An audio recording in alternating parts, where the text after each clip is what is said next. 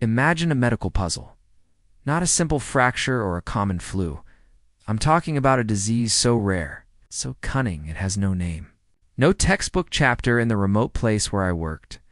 It's the kind of case that strips away the high-tech scanners and laboratory reports, leaving only the doctor, the patient, and the terrifying silence of the unknown.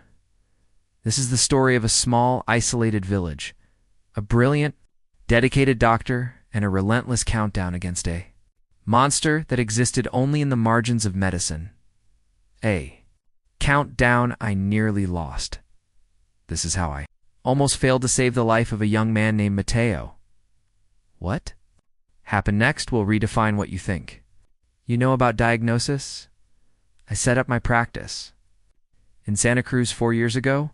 It's a small, self-contained community, nestled deep where the maps grow thin and the asphalt ends. My clinic was a frontier post, the last bastion of modern medicine for 100 silent miles. No gleaming MRI scanners, no rapid sequencing labs.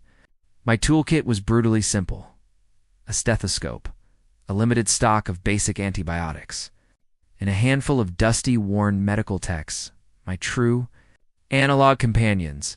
It was a world away from the high-tech hospitals of my training. And it was in this quiet corner that the anomaly Mateo first appeared. He was 18, strong, a vibrant high school student. The rising pride of the village, his first complaints were deceptively benign: a stubborn, persistent fatigue and a low-grade fever that simply refused to break. Standard blood work gave me nothing. Inconclusive. Viral infection, I typed into his sparse chart. Rest, fluids, come back if it worsens. It didn't just worsen. It accelerated drastically. When Mateo returned a week later, the fatigue had metastasized into absolute debilitating exhaustion. His motor control was fracturing. He was suddenly dropping objects. His strong, youthful gait was subtly, unsettlingly off-kilter. It's like a machine running out of calibration. Then the neurological fog rolled in. Difficulty concentrating, the slow, slurred cadence of his speech, and flashes of sheer, inexplicable confusion. I chased every common enemy. Malaria. Negative dengue? Negative tuberculosis? Negative.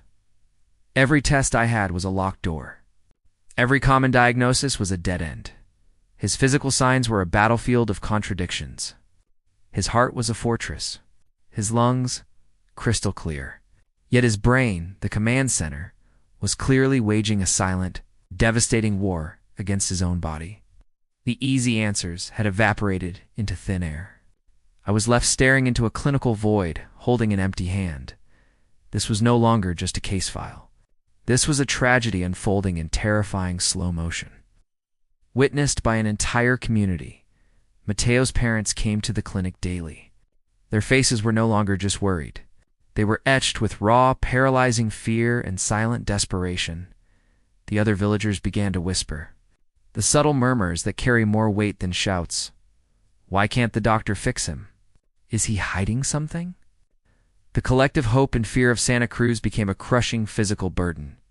I felt the heat of their scrutiny on my back with every agonizing step I took down the main street. I worked through the nights.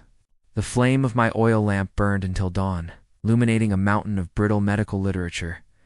I consulted my old textbooks, rereading the chapters on everything from obscure tropical diseases to the rarest autoimmune disorders. I even drove the grueling 3-hour trip to the nearest town, just to stand near the dusty, cracked wall of the post office to steal a few minutes on the shaky satellite internet connection, but the available data was a raging fire hose. And I was trying to catch an ocean with a thimble. The condition was progressing with brutal speed. Mateo began to suffer from periodic, violent muscle spasms, involuntary tremors that seized and shook his entire frame. We were deep into the illness now. Mateo was confined to a bed, his vitality fading rapidly, a light flickering in a severe storm. The local elder, a man of profound wisdom, came to me, not with anger, but with quiet, profound despair. Doctor, he implored, his voice heavy, you are the only one left. If he goes, we will lose our hope. the heart of our future. The professional solitude was a crushing weight. The nearest neurologist who could help was a 2-day journey away. Transferring Mateo was an unthinkable risk. He wouldn't survive the trip without a proper diagnosis and stabilization. I was Mateo's last line of defense, and by every conventional metric, I was failing him. The clock was running out. I needed a fresh perspective. I needed a clue that the modern algorithms and basic blood panels had missed. I went back to the beginning, back to the history, back to the environment. I sat with Mateo's mother for hours, asking endless, minute questions about his life before the symptoms started. Did he travel? No. Any new foods? No. Did he have any peculiar habits? And then she mentioned it. A seemingly insignificant detail. A month before the fatigue started, Mateo had spent a week helping his uncle clear an old abandoned granary on the outskirts of the village. It was full of mold, dust, and old grain. My blood ran cold. The detail didn't match the leading neurological suspects, but it matched something else entirely. Something I hadn't considered because I dismissed it as a disease of the past. I rushed back to my clinic. I pulled out the oldest, dustiest book on my shelf. A 1970s textbook on infectious diseases and environmental toxins. I flipped past the common culprits, past the typhoid, and past the tetanus. I found a small, single-page entry, a footnote in the history of medicine. It was a description of a rare, non-contagious neurological syndrome caused by a specific fungal toxin, a mycotoxin found in improperly stored, damp grain. The symptoms listed were terrifyingly precise: fever, profound fatigue, loss of coordination, progressive spasms, and neurocognitive decline, a disease so rare it was often only seen in scattered academic papers or historical agricultural epidemiology reports. The kind of thing you only read about to pass a niche exam question, never expecting to see it in real life.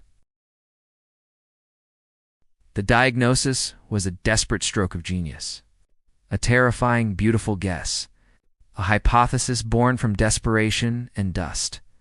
I had no way to confirm the presence of the mycotoxin in his bloodstream. I had no advanced toxicology lab. Zero technological confirmation. I faced the ultimate binary choice: wait for a specialist who might arrive too late, or risk everything on my clinical instinct and the brittle, yellowed pages of a half-century-old textbook. I chose the latter. I gambled. I made the call. It took 2 agonizing hours to stabilize the satellite phone connection, hours that felt like geological epochs. I was calling Dr. Schmidt, my retired mentor, a diagnostician who built his career on puzzles. His voice crackled, distant and skeptical. "Doctor," he said, "you're describing a ghost from the literature. Are you absolutely certain of this toxin?" "The granary, the timeline, the catastrophic progression," I countered, my voice tight, burning with adrenaline. "It fits, doctor. It perfectly fits the symptoms of Stachybotriotoxis, a potent neurotoxin. I need confirmation on treatment protocol." He paused. A silence so long and profound it consumed the static.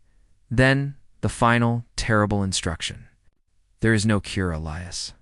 It's aggressive, supportive fire.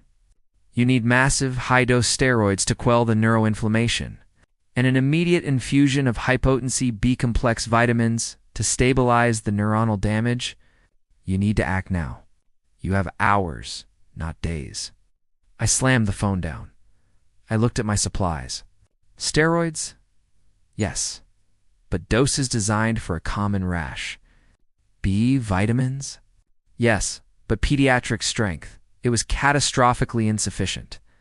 The panic was a cold stone in my stomach, but I moved. I sprinted to the village pharmacy, which was, frankly, a glorified storage shed. I pleaded with the bewildered owner, listing Mateo's horrific symptoms with the gravity of a death sentence.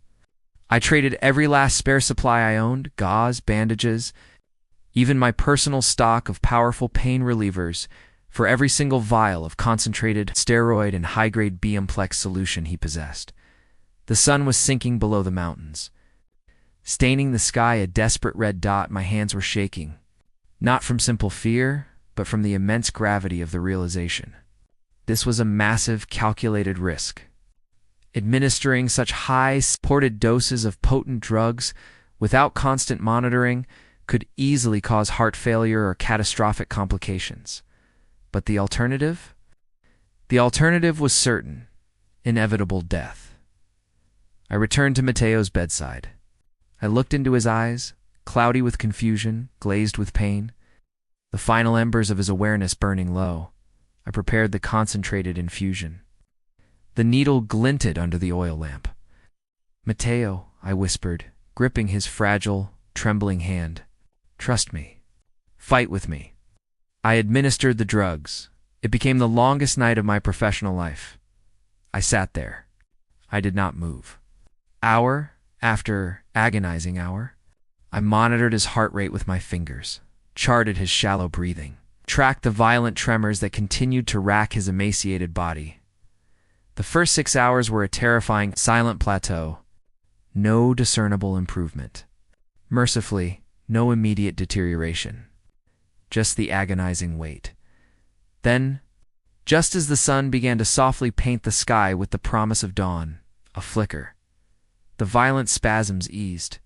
His breathing deepened, becoming slower, more regular, finally fighting for itself, and then the single, clear moment that erased weeks of hell. Mateo slowly turned his head, his cloudy eyes focusing sharply on mine. His lips parted. He spoke my name. Clear, quiet, saved, doctor. The relief that washed over me was not mere professional satisfaction. It was the soul-deep, exhausting catharsis of a man who had stared into the clinical abyss and, using only knowledge and grit, had wrestled a life back from the edge. The nameless, microscopic monster had been defeated, not by an algorithm, but by an old book, a desperate, fading phone call, and the pure, undiluted power of clinical reasoning. Mateo's recovery was slow and arduous, a long road back from the brink, but he recovered fully. He was transferred to a larger hospital, where my provisional diagnosis was officially confirmed by advanced modern toxicology reports. The specialists were astonished. They called it a ghost diagnosis, a feat seldom accomplished outside of major research centers equipped with every diagnostic tool imaginable. They asked how. I managed it. My reply was simple. I ran out of tools. I ran out of tests. So I used what I had left. My training, my memory, and my eyes. Technology is crucial, yes, but it is a supplement, never a substitute. The real fundamental power of medicine lies in quiet deduction, the humility to chase the most obscure possibilities, and the sheer willingness to take responsibility when the patient has absolutely nowhere else to turn. In that remote clinic, with the collective weight of a village resting on my shoulders, I realized a doctor's true arsenal is not found in the cabinet of equipment, but in the depth of their knowledge and the iron strength of their conviction. Mateo went on to graduate high school. His family still sends me letters and fresh fruit every month. The case of the lost diagnosis taught me an ultimate truth in the face of a true medical mystery. The most valuable diagnostic tool is the one that has no batteries and requires no software updates. The human brain. The journey through the shadows of the unknown. Trusting only your instinct and your knowledge is the true test of a doctor. It's in those isolated moments, when the system fails, that the most heroic, most human medicine is practiced. We chase the rarest diseases, not for glory, but because every life, no matter how remote, is worth the relentless pursuit. If this deep dive into the relentless, detective work of clinical medicine has captured your imagination, and you believe in the power of the human spirit against impossible odds, don't let this story be the last you hear. Subscribe to the channel, give this video a like, and share your thoughts in the comments. What medical mystery have you encountered that defied an easy answer? Your support helps us bring more of these incredible, true stories from the front lines of healthcare. Thank you for watching.